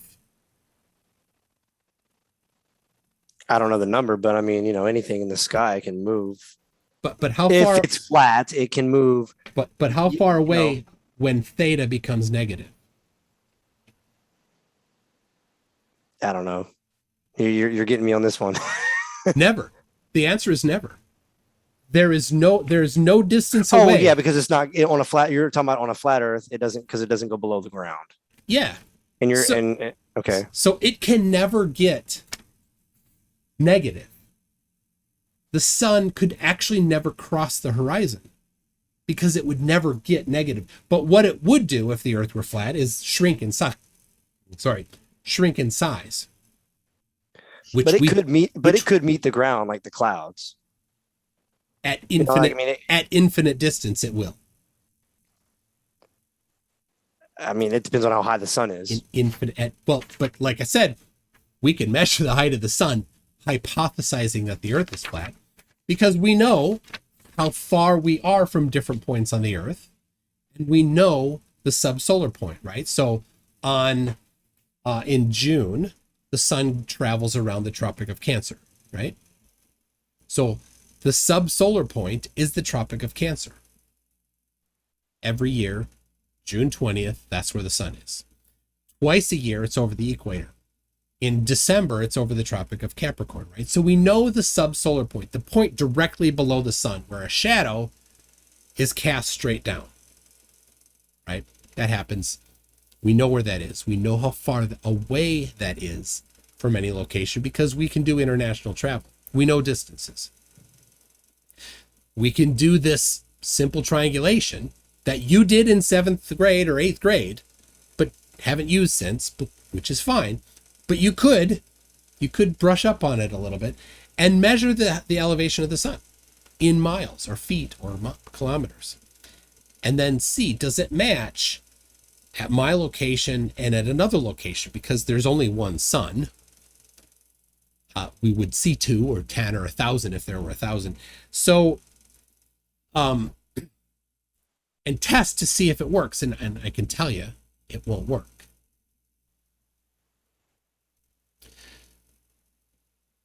But no flat Earth video has done that. Right? Maybe not. I don't know. All the flat Earth videos that you've seen, did anybody measure the angle to the sun at different latitudes and compare them and then do the geometry? Well, the ones who claim to have tried to triangulate it say that the more people that are involved in the triangulation, it gets more and more off. Actually, it's the opposite. The more people you have, the more data points. It should be. Yeah, that's what I'm saying. They say it should be more the margin of error. Yeah, that's what they're saying. They're saying anything that you try to triangulate, the more people you have, the more data you have, the more precise your measurement, Yes. I guess. Okay. But they're saying, this is David Weiss I'm talking about. He says, I haven't done it. The reason I'm quoting him is because I haven't done it myself. But he says every time they try to get more people to triangulate where they're seeing the sun, it becomes more off. Exactly. And his claim which is a problem for flat Earth. But I mean, what I'm saying is if it was, if we were triangulating it, even if it's 93 million miles away, then we should still be able to get the more data, the more correct our answer would be, or Yes. close to the correct answer it would be. But he, according to his research, it becomes more, I don't know but it's like not as exact. It's more actually like the more data, it becomes more unpredictable, like as far as where they're seeing it at almost like it's an apparent position. Almost like it falsifies the hypothesis. That's the problem. So in science, right? You form a hypothesis, and then you make predictions from that hypothesis. And then you test those predictions to see if they're right. And if they're not right, then that says that your hypothesis is probably wrong. So if you're like, hypothesize that the earth is flat, well, the prediction is these things about the height of the sun. We should be able to triangulate the height of the sun and find out how high it is, right? You do that actual test, and then you find out, oh, that didn't match. Okay, what do you do with that? You say, well, the hypothesis is probably wrong. Okay, let's set that one aside. Let's try a new hypothesis. Let's hypothesize that the earth is a sphere and the sun is really, really far away. Now let's measure those angles on the surface of the earth and see what we get. Oh, look at that. They work. That confirms the hypothesis. It gives us some, we can be a little more certain that the hypothesis is correct. It doesn't prove the hypothesis. You never can prove anything. There's always the opportunity to improve our understanding of something, right? Because if you say it's proven, then you just shut the door to anything ever being improved upon. And we got to be honest, there's always a room for improvement, right? But don't be that person that gives a 4-star Uber review because there's always room for improvement, please. I'm talking to you, live chat. Uber. I drive my own car. I used to drive Uber, and I was talking to somebody, and she's like, "Oh, there's always room for improvement, so I always give a 4." I'm like, "Give a 5." So, well, Uber's not science. That's what you should have told her. All right. So Mute Donkey says you can try different size spheres as well. Yeah, you absolutely can. So, you could. In fact, when I'm saying this because I've done it 4 times. I've done it on both equinoxes and both solstices with multiple other people, hypothesizing that the earth is flat and hypothesizing that the earth is spherical. And all 4 times, it did not work for flat earth. And all 4 times, it worked for the globe, and we actually got the same radius every time. And it was measured how? Sorry, if you said it, we measured the angle to the sun at local solar noon, right? So local solar noon would be when the sun is the highest in the sky. So it's not when the clock says noon. It's when it's the highest. And you do that with the stick and shadow method. You just every once in a while you put a line on where the stick ends. And so it'll start getting shorter, and then it'll start getting longer again. And when it's at its shortest, that's local solar noon. And you're talking about like taking a stick, and then at a certain distance, whatever that distance is, the shadow's going to change. Yep. But on the sphere, that would require like parallel sun rays, wouldn't it? Well, that's where the hypothesis is the sun is very far away. So if the sun is very far away, the light rays are going to be very nearly parallel. Not perfectly, but very close to parallel. Yeah. But they're never observed as parallel. Just what I said. Yes. They are never perfectly parallel. I mean, they're far from parallel. When you see them coming through the sky, they're always, And what's the margin of error of that measurement? I'm just saying visually there. That's not a measurement. Here's the deal. I mean, you can draw the line when you see them. You can look at it and say, okay, they converge at some point. Yep, but they don't. Do train tracks converge? No. Okay, so it's the same thing. Parallel lines, when looking at them longitudinally, appear to converge. Train tracks are parallel, and they appear to converge. When you measure sun rays, they are very much close to parallel. So here's the challenge for you. Go get a handful of little lasers, right? Tape them all together in a line, right? Mm-hmm. So that when you turn them on, they're parallel. Then go into a dark room, put them on the other side of the dark room, and look at them coming right at your head here. Not directly into your eyes, right? But right at your head. Maybe get a little smoke in the room or something so you can see the actual light. And even though you know they're parallel, they're going to appear to you to converge towards a point, even though you know, just like the train tracks, that they're parallel. Now, couldn't I do the same thing and point them from the top down? Put some smoke in there, and they're gonna all Yeah. So here's the appear deal. like they're You can have them straight. be parallel, and if they're coming right at you, they'll appear to converge. You Right. can have them converge, and when they're coming at you, they'll appear to converge. It's inconclusive. Either way, they appear to converge. Yeah, but I'm talking about light coming down. Doesn't matter Go if it's straight coming down through down, the sky. go inside. Doesn't matter where it's coming from. Parallel rays appear to converge when they come right towards you. And convergent rays appear to converge when they come right towards you. Either way, they appear to converge. So it's inconclusive. So then we don't know if they're parallel or not. Not just by looking at them. Because your eyes are not precise measuring instruments, are they? Not with that example with the lasers coming at me, but if the lasers were pointing from the top down, then they, with the smoke in the room so I can see the beam, all the beams would be parallel. Unless I'm standing underneath it, then it would converge. It would look like it's converging. Yeah, you have to have them coming towards you.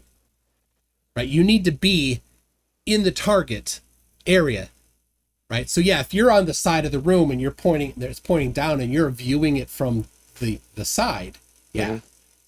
You will be able to see that they're parallel. But if you go and you lay on the ground underneath them, looking right up at the source there so that they're coming down next to your eyes on either side of you, they will appear to converge.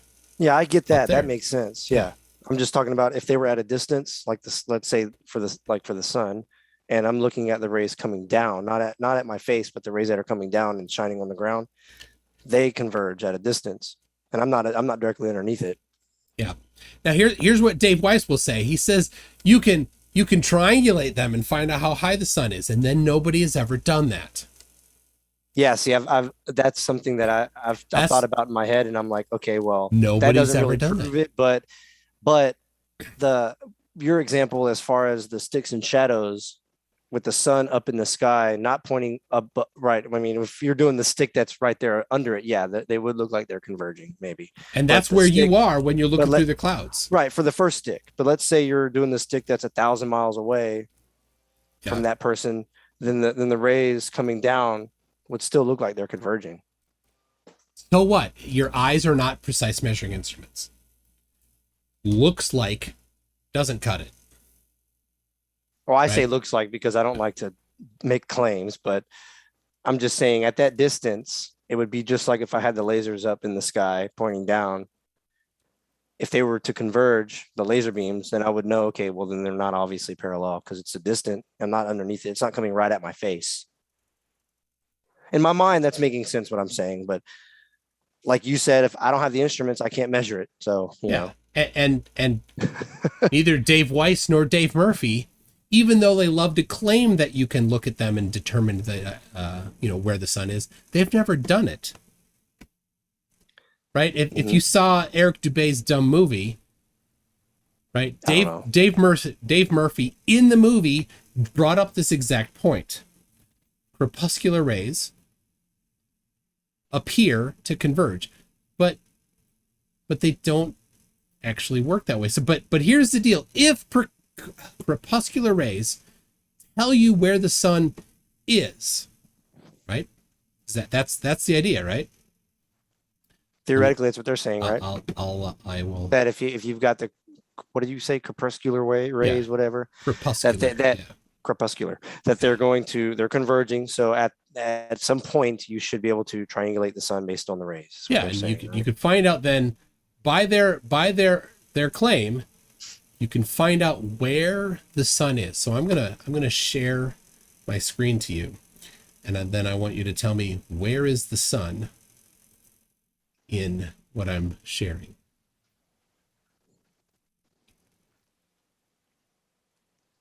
All right. According to David Weiss and crepuscular rays, where is the sun in that picture? Hang on, you got a window covering it up. I think you have a window covering it up. Oh, there it goes. Now I can see it. You talking about the one with the clouds? Yeah. I still can't really see it. It's you got a window that says crepuscular opened up. There it goes. Okay. Yeah, see, Here, like those, so like those rays are coming in. just a second. I Like was sharing the wrong thing. oh, okay, cool. I'll share the right one. You see that? Yeah, I see that. Okay. Yeah. All right. That So, sun. so Yeah, where's that the sun sun's then? off. It's off in the distance somewhere. The sun, no, well, according to Dave Weiss, the sun is in the dirt, under the ground. Well, no, because if I mean my eyes aren't a measuring tool, but looking at this picture, it looks like the sun just went beyond the mountain. Yeah. And so to me, from this height, they appear to be below the mountains. And this one, same thing. It's like But that's a when the plane. sun. That's Yeah, but that's not a mountain. No, by you're Dave right. Weiss, that has to be in the dirt.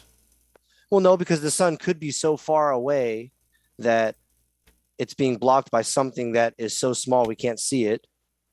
You know, the sun has to go really far away. According to the flat earth, it would have to go really far away in order to look like it's going under the earth, or like I'm trying to say.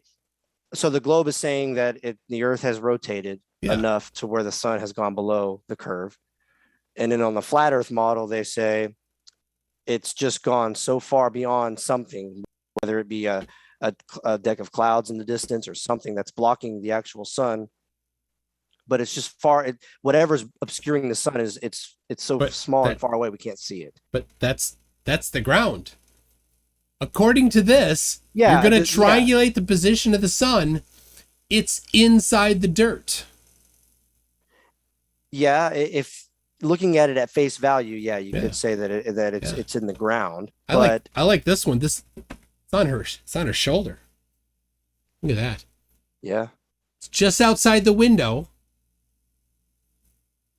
Right there. I mean, look at that ray. Well, If you triangulate Dave Weiss style where the sun is here, it's just outside the window behind this girl, or maybe it's on her shoulder. It would appear that way, yeah, to the naked eye. Now hold on a second. Dave Weiss doesn't say it appears that way. He's saying you can triangulate where the sun is based on where the rays meet. Yeah. Right? I'm sure he has said that, but it doesn't work. I think the point is the rays are coming in to where, okay, so for example, if you set up some sticks on this ground here on this floor, the shadows wouldn't all be the same. But if they would change. But it must be hitting the ceiling, right? Do you think the sunlight is hitting the ceiling here? Because it looks like it's hitting the ceiling. I mean, it looks like it is, but I don't know. I've heard people say that it never does. The sunlight never hits the ceiling. Yeah. Have you ever experienced that in your life? That sun coming in through a window then hits the ceiling, right? We know that it's not hitting. It looks like it's hitting the ceiling, but it's not. We know that. And then here we go. And this is it here. These tracks don't actually meet. Right.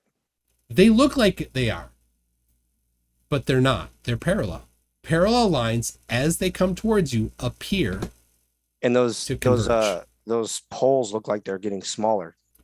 Exactly. Which and the they sun look like they're going down. Which the sun does not do. The sun does not get smaller. But it does appear to go down. It does appear to go down, but as we covered, it can't ever get to zero. It can't ever cross the horizon. Yet the sun does cross the horizon at the same size as it is midday. I have seen Dave Weiss do an experiment with that. He had a candle light and he had a lens, and he pulled the candle back, and the candle and the lens remained was the same size. The lens was refracting the light the wrong way. But the problem is that there is no actual lens like he showed between you and the sun. The atmosphere would act as a lens. No, it doesn't. Not like that. The atmosphere acts like a horizontal lens, not like a circular lens. Yeah, but I mean, you're saying it acts just like a clear glass? No, it does act like a horizontal lens not like a circular lens. And he used a circular lens and very strategically used the part of the circular lens that causes light to bend the opposite direction as the light does in the atmosphere. And it was not Dave Weiss, it was Rob Skiba, and he's a scumball liar for doing that. I hate Rob Skiba. I hate him. He's a liar. You don't hate the guy. Come on. I hate Rob Skiba. He's a liar. He is deceiving people intentionally. He used the wrong part of the lens to cause the light to refract the other direction. But it could be because he was doing it on such a small scale. No, the scale doesn't change the direction. The direction changes the direction. If he used the other side, if he used the other side of the lens, then it would have the opposite effect. It would cause things to appear higher, not lower. And the circular lens caused it to appear. Hold on a second. I'm going to show you this here. So here is my montage of the different things in the distance do get bigger. Like, I mean, buildings and stuff that are really far away, they appear bigger. Here you go. There's Sunrise from Philip Rockholt. That's the guy. The sun is not changing in size there. And up next is Midday. Same camera, same zoom.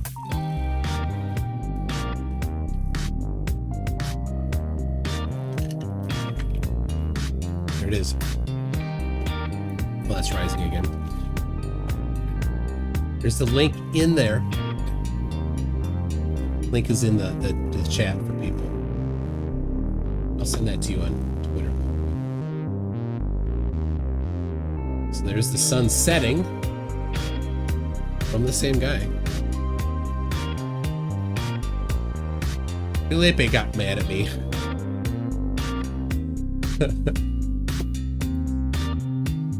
He blocked me on all platforms. Oh, for doing this with his video? Well, no, because I ask him specific questions and he refuses to answer them. He's a bit of a snowflake. He doesn't want to get challenged on anything. So here's a different guy.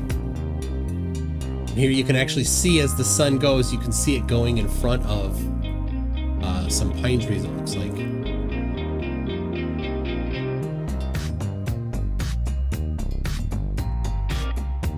Not shrinking, not going to a point, and not above the horizon as it must be if the Earth is flat. So, I'll jump ahead. So all these are using a solar filter, which when done properly, gets rid of the glare.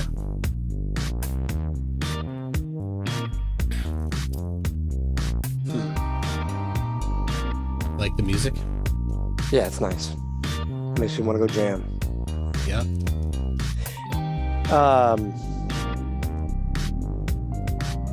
This is reminding me of the oh man, what is that mountain called? That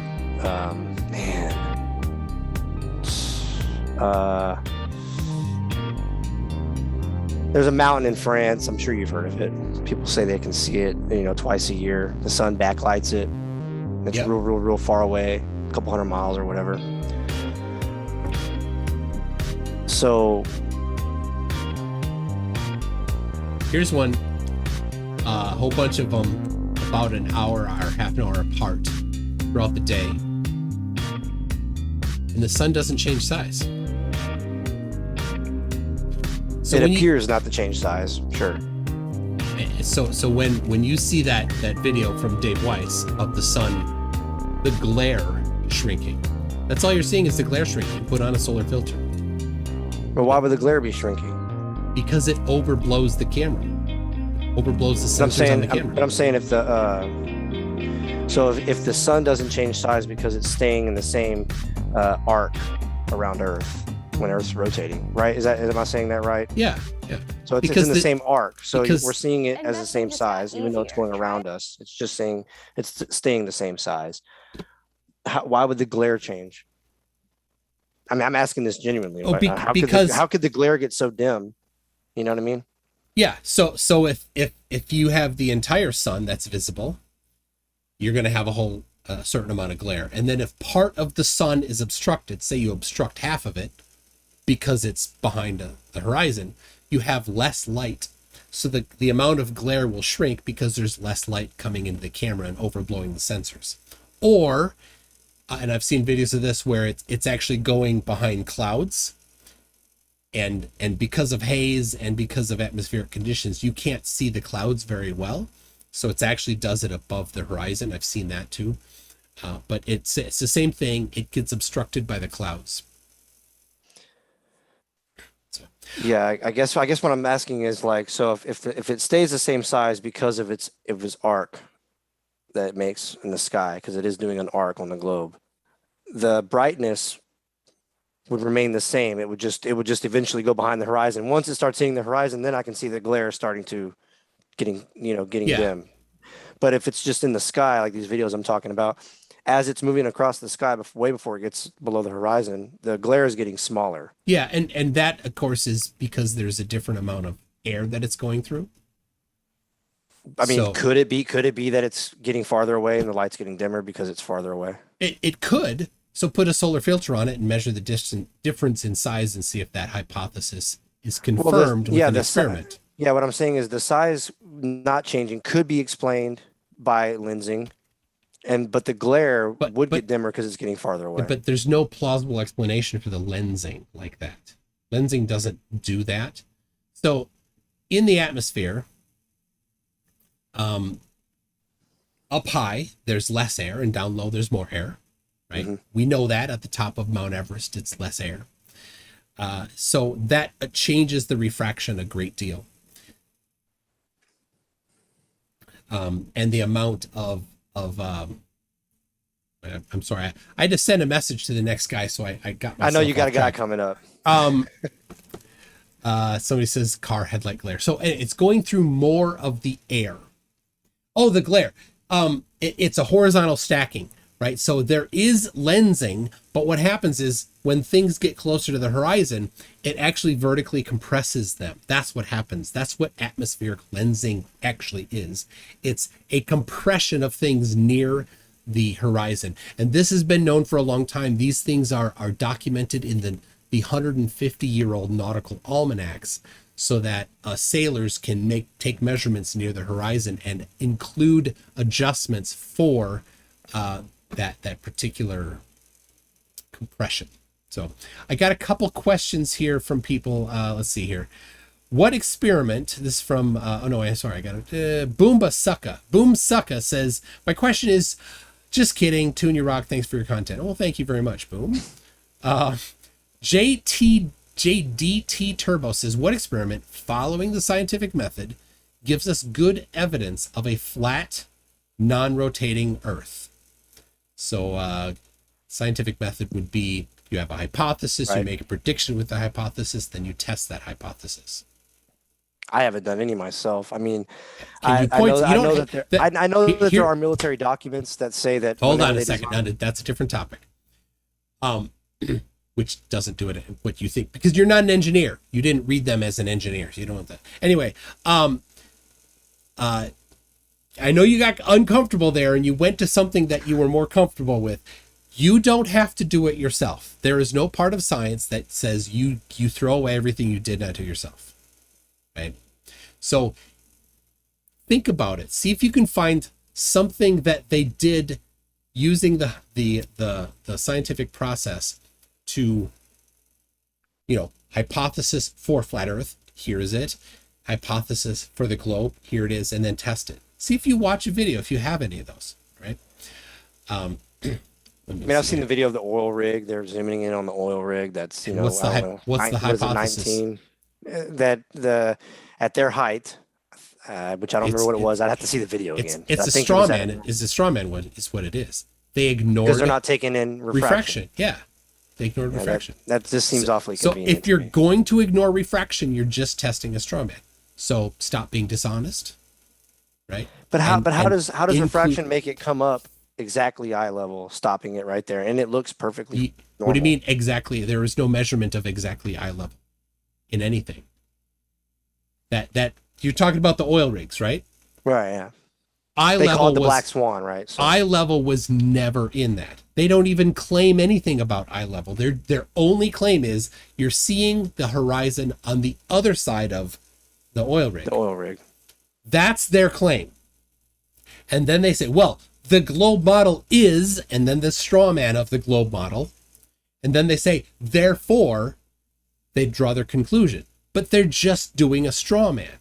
They did not include refraction. If you're going to look at something on the globe, you need to look at refraction. And just like Austin Whitsitt said, Well, if you can't adequately account for refraction, you can't make a claim about the apparent location. Now, can you, Randy? that's Austin Whitsitt, a flat earther. Do you know him? I've heard of them. Yeah. I've seen a couple So of refraction always happens. That's why it's important. Refraction, which we immediately and adamantly claim is always present because there's temperature fluctuation and atmospheric conditions that are consistently affecting what you perceive. When you just throw refraction out entirely, invoking the furthest point away in the image and saying that you don't have to account for refraction and making the baseless assertion it doesn't move it because you showed us some really not very great images where they look to be generally the same is laughable, bro. Laughable, bro. Yeah, bro. So that's Austin Whitsitt, who didn't like the Blackpool Tower thing, but he doesn't apply the same critical thought to the Black Swan for some reason. So it should be applied. So, But I think the argument would be that the physical horizon couldn't change just because of refraction, right? I don't know anything about refraction, but that's the straw man. Absolutely, that is the straw man that they present. so how could the physical horizon change with refraction? Well, you never see the physical horizon. You only see what's gone through the air and has been refracted. Right. But it would drop off at some point. It would be stuff that would be behind the curve that's gone. Yeah, and in that picture there is. You don't see Tokyo. Well, yeah, I mean, because it's so small. It would be so small at that point. I mean, you wouldn't see it. All right, I need to move on here. We got Indie Tiger for $50. Well, thank you. Says, I've measured the angle of the sun to the horizon in order to determine the local apparent noon using a marine grade sextant multiple times in a matter of minutes. The angle changes in those few minutes. The sun is not a constant height above Earth, which is generally what the flat Earth claim is, that it's rotating above and that it's at a certain height. So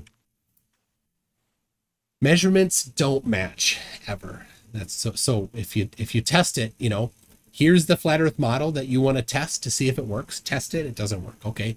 Come up with a different idea. It's perfectly valid to come up with a different hypothesis for how flat Earth works. Test it. Does it work? Doesn't work. Okay, throw that one away. Try another one. Test it. Does it work? Try another one. And here's the thing. Every time you test flat Earth, you get a hypothesis, you make the prediction, you put it doesn't work. It never does. None of the flat Earth videos that you've watched have tested the flat Earth model scientifically. None of them. They tested, generally what they do is they test a straw man of the globe. So all of the ones that I've ever seen where they're doing observations over water and saying, we see too far, every one of them is a straw man of the globe. They never include the refraction. All right. Robeeb says, does anybody know what the Roman numeral for 400 is? What's that about?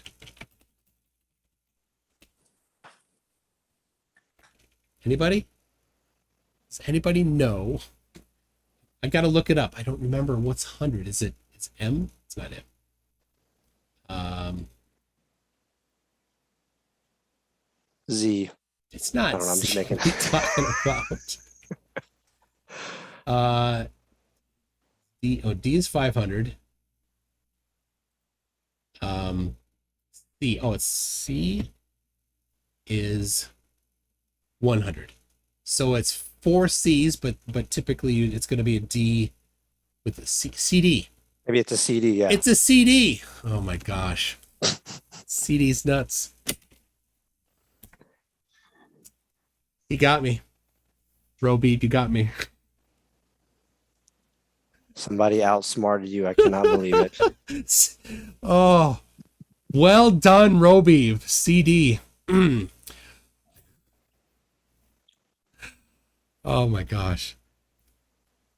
Now I know. I better not let Circular that. disc. Oh, all right. So, Alyssum says from aircraft, these rays look parallel. So if you've not seen, there are pictures of clouds with the sun from high altitude, with the sunlight going through them, where people on the ground are going to see crepuscular rays, but from the airplane, they just look parallel. Oh, sweet. I'll have to look that up.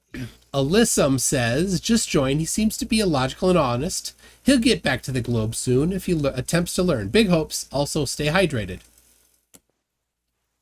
Gotcha. Alyssum again says, honestly, all he needs at this point is to realize that Dearth and company are lying scammers. Once that realization hits, he'll be good. There you go. I don't see a motive for them to lie. He makes money. He makes He made a lot money. more. He made a lot more money before he made that little cheap app. I think he makes quite a bit on that app. It's a monthly fee.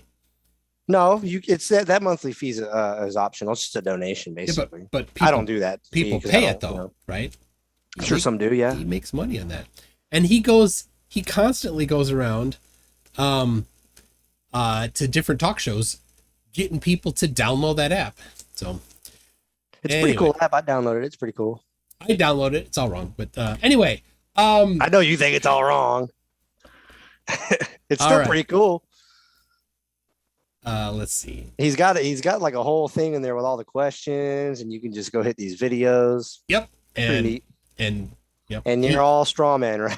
Yeah, it's all straw man. But he's challenged. He says, "Prove the globe" is what his challenge is, and he'll give you a Bitcoin or something.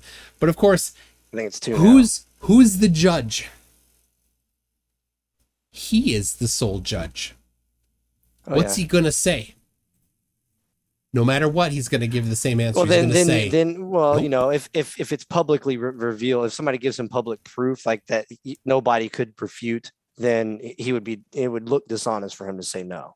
And imagine that, a flat earther reneging on a promise of $100,000 challenge. This right here on the wall behind me, $100,000 challenge, flat earther reneged on. What is that? Maps? Yeah, he said, do a flight chart, three legs of the flight, all the same distance, with 90-degree turns on them, and come back to the first where you started. That's what that is. That's two of the three. The third one's in my closet. He said, nah. I have a $250,000 challenge that I won from a flat earther in Turkey who said, nah. Yeah, so yeah, a flat earther not being honest on a challenge. Who would have thunk? It happens all the time.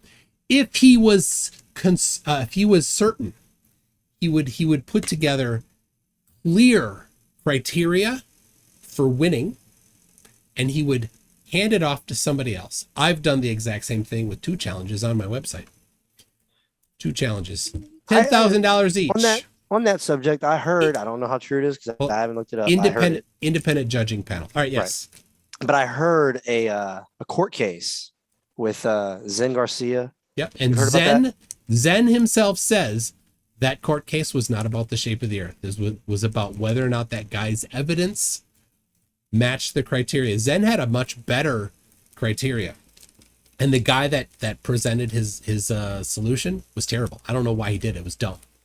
I agree with Zen that guy did a terrible job. All he did was he didn't have evidence. He just had some calculations without any evidence behind the calculations. It was dumb. So, all right, let's see here. Robeeb says CD's nuts. Got him. Yep. Alyssum says if you attempt to claim the Bitcoin, he blocks you. Well, I can't even do that. He has already blocked me. Dave Weiss is a coward. He blocks anybody that challenges him. And if you look on Twitter, you look at my tweets, I've challenged him over and over and over again. Now, unfortunately, he hasn't blocked me yet on Twitter, but on YouTube, I can't comment on his videos. So, he used to block flat earthers. Doesn't matter. He's blocked me. So how can I? Yeah, he's a coward. Nate Walker, we need paranoid brains for real conspiracies. Stop wasting yours on the dumbest conspiracy going. You need a what? I'm sorry. What's that first part? We need paranoid brains for real conspiracies. Stop wasting your paranoid brain on the dumbest conspiracy going. Oh yeah, yeah, conspiracies. So, all right. I'm going to, so we've got another one coming up right now. Is 8:00. So I'm going to be doing that here in a second with Keith. Anything you want to say as we wrap up? Thanks. You gave me some stuff to look at. I'm gonna go look at it honestly, and that's it. That's all I can say. Well, I hope you do. And you can reach out to me on Twitter and DM there if you want. I'll send anything that you want and I'll answer any questions you have there. And if I become a baller again, then we'll have another Zoom call. It'd be funny. That'd be great. All right. Let's see. Thank you to everybody that super chat. Thank you to members and patrons. And we will see you in the next video here in just a minute. If somebody wants to drop that in the chat, that'd be awesome. All right. Bye. Bye.